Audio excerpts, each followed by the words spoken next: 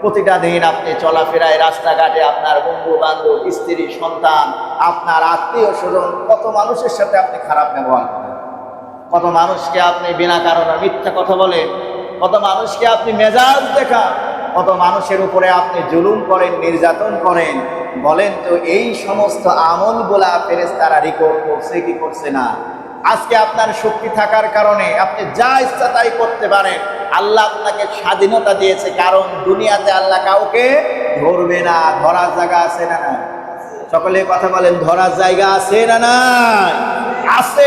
এমন ভাবে আল্লাহ পাকড়াও করবে আর এমন ভাবে আল্লাহ ধরবে, যেই জায়গায় ধরলে আর ছাড়িয়ে আনার মতো, জামিন নেওয়ার মতো কোনো জজ নাই, কোনো উকিল নাই, কোনো আদালত নাই। মৃত্যুর পরে সেইটা হলো কবরস্থান। বলেন তো ধরার জায়গা আছে না নাই? পালাবেন কোথায়? জায়গা আছে?